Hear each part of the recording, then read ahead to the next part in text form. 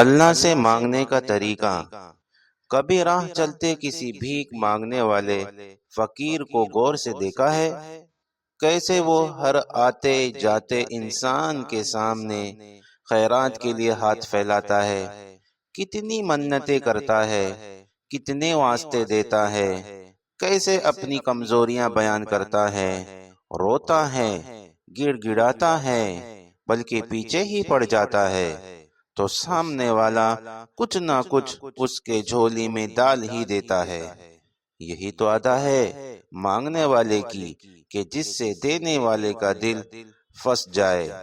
ہاں، بالکل ایسے ہی اپنے رب سے مانگو، عاجزی سے، محبت سے، روتے ہوئے، گڑ گڑاتے ہوئے، اپنی کمزوریاں بتاتے ہوئے، اس کی تعریف بیان کرتے ہوئے وہ مسلسل مانگتے رہو، جانے کب کون سی ادا اس پاک ذات کو پسند آ جائے اور وہ کن فرما دے۔